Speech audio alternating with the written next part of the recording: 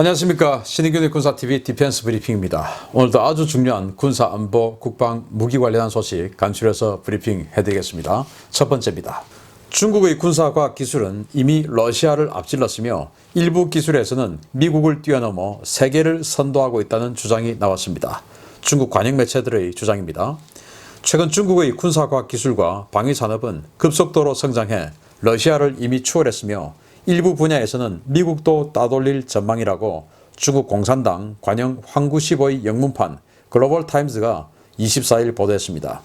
매체는 스톡홀름 국제평화연구소 SIPRI를 인용해서 중국은 2015년부터 2019년 기간 중에 러시아를 제치고 세계 2위의 무기 생산국으로 자리 잡았다라며 미국은 계속해서 1위지만 일부 분야에서는 중국이 역전했다 라고 주장했습니다. 매체는 주목할 만한 것은 J-20이다 라며 중국은 전투기 분야, 특히 엔진에서 러시아에 의존해왔지만 최근 J-20 전투기에 국산 엔진인 WS-10C를 얹어 양산을 시작하면서 전투기 기술 분야에서 완전한 자립을 이루었다 라고 주장했습니다.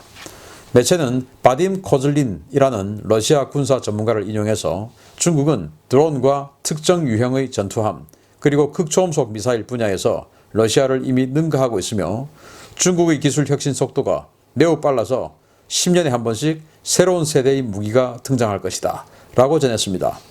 중국 매체의 이러한 주장과 달리 메이드 인 차이나 무기는 육해공을 가리지 않고 최근 수년간의 국제연합훈련이나 경연대회에서 망신을 당해왔는데요. 중국인들의 허풍의 한계는 도대체 어디까지인지 모르겠습니다. 제20 전투기, 제가 이 디펜스 브리핑을 통해서 J-20 전투기 완전히 지금 엔진 때문에 큰일 났다라고 최근에 한 두 번 말씀드렸는데 중국은 그걸 완전히 눈 가리고 아웅하고 있습니다.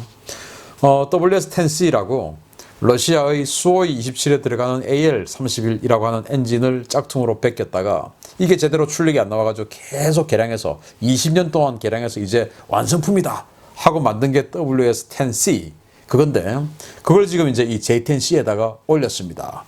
그런데 이 WS-10C의 파워는 134kN.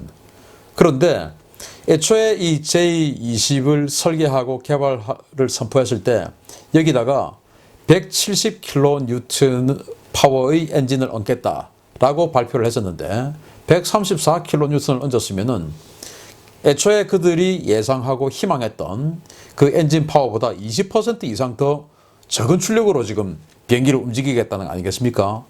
예상 설계 파워보다 20%가 적은 엔진을 가지고 운영을 하게 되면 어떻게 되겠습니까?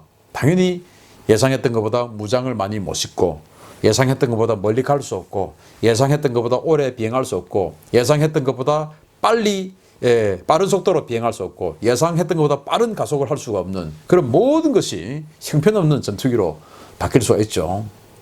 이게 목표치가 100인데 95%까지 갔다라고 하는 거하고 80%까지 갔다 하는 거하고 차원이 다른 거예요. 80%는 비행기는 움직일 수 있지만 여기에 무장을 장착하고 연료를 완전히 완충하고 이렇게 해서도 제대로 움직인다. 이거하고는 완전히 그냥 이제 물 건너갔다라고 할 수 있는 그런 상황인데 그럼에도 중국은 그 WS-10C를 만들었기 때문에 이제 우리가 러시아보다 엔진 기술이 더 좋다라고 하는 완전히 그냥 이상한 소리를 하고 있습니다.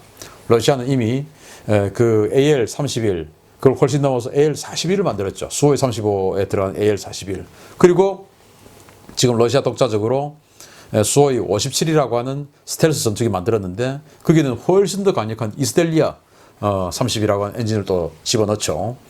그러니까 그런 이 러시아의 엄청난 이 단계 발전을 보면서도 자기네들이 더 우수하다 라고 떠들고 있으니 참 허풍은 정말 대단하다라고 생각이 되는데 제가 이 군사TV를 통해서 알려드렸듯이 96식 전차 가지고 매년 러시아에서 하는 탱크 바이애슬론 그 대회에 나가가지고 이 바퀴 보기름 빠져서 진행하다가 보기름 빠지고 쏘는데 기동 사격 안 되고 쏘려고 하니까 내부에서 폭발 일어나고 이런 엄청나게 허접한 그런 면모를 탱크는 보여주었고 그들이 자랑하는 지금 여기는 일부 군함에서는 러시아를 앞섰다라고 이야기하는데 외교는 그럴 수 있어요. 왜냐? 러시아는 거의 뭐 이지스급이라고 평가되는 그런 위상별 레이더를 가지고 제대로 된 방공함이 아직 없습니다. 그런데 지금 자기네들은 만들었죠. 052D, 055 난창급 이런 거 만들었으니까 외형상으로. 그런데 그들이 자랑하는 중국판 이지스라고 하는 052D 어떻게 됐습니까?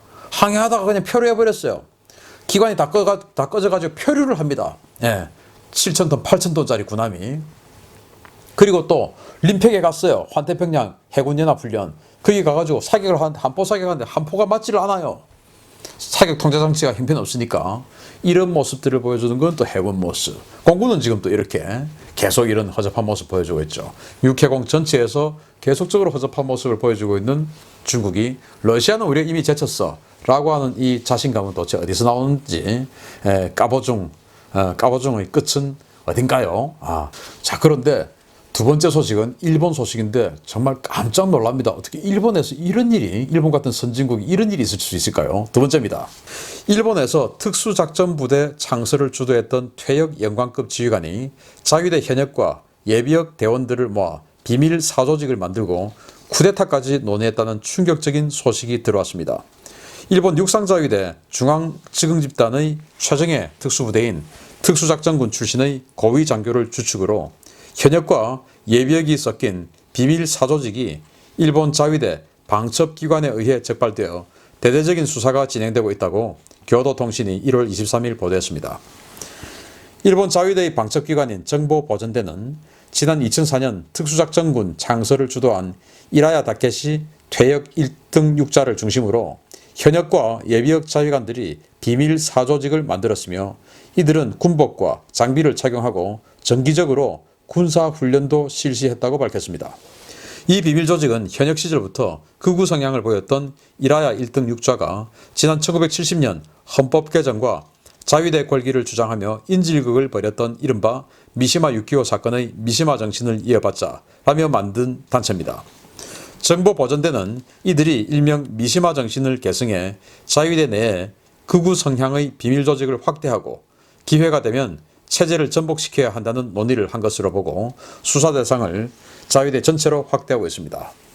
1등 육자, 우리로 치면 대령이에요.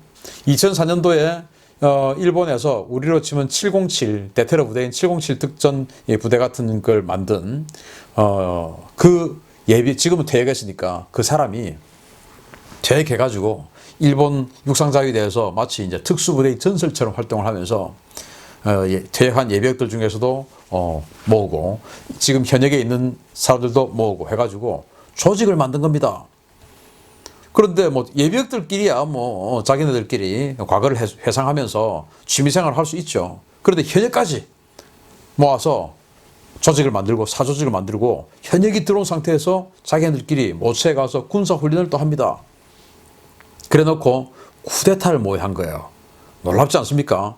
과거 1970년도에 소설가인데 미시야 유키오라고 하는 소설가가 천황을 다시 옹립하고 뭐 이렇게 해가지고 대일본 제국을 다시 건설하자. 지금 이 모양은 안 된다. 미국 때려 부수고 이제 이렇게 하자라고 했던, 그러면서 이제 인질 벌이고 했던 그 상황이 있어요. 그 사람의 정신을 이어받자. 그러니까 지금 이제 이 정권 없고 천황 다시 옹립하자. 그리고는 이제 이 미국 때려 부수고 우리가 다시 대동아의 전쟁을 일으켰던 그 시대로 돌아가서 대일본 제국을 다시 복원하자라는 그런 이상한 이런 생각을 하면서 조직을 만들었던 겁니다. 그러면서 뭐 완전 서바이벌 하는 사람들처럼 막 개인 장구 어마어마하게 갖추고 그러고는 이제 훈련도 하고 한 것을 일본 자위대의 방첩부대, 우리로 치면 기무사령부, 지금은 군사지원사령부 정도 되겠죠. 거기에서 이제 그 정보를 캐치해서 이 사람 검거하고, 그리고 현역에 있는 이 조직원들 전부 지금 전수조사해서 잡아들이고 있다라고 하는데, 야, 이 일본 같은 세계 최고의 선진국 중에 하나고 민주주의 국가 중에 하나인 이 일본 같은 나라에서 이런 상황이 벌어지고 있다라고 하는 게 정말 놀랍기도 하고, 그런데 이 사람들이 조금 너무 그 목적에 의해서 너무 사실관계를 상황을 오판한 것이 아니냐. 그래서 뭐 이 특수부대 몇 명 정도가 쿠데타를 일으켜서 성공할 수 있을 만큼 그 허술한 나라가 아니지 않습니까? 우리나라도 마찬가지예요.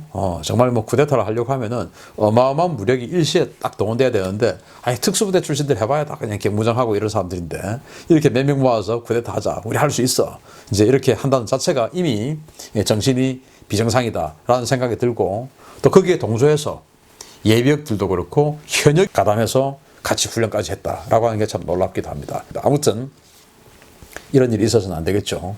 마치겠습니다. 감사합니다.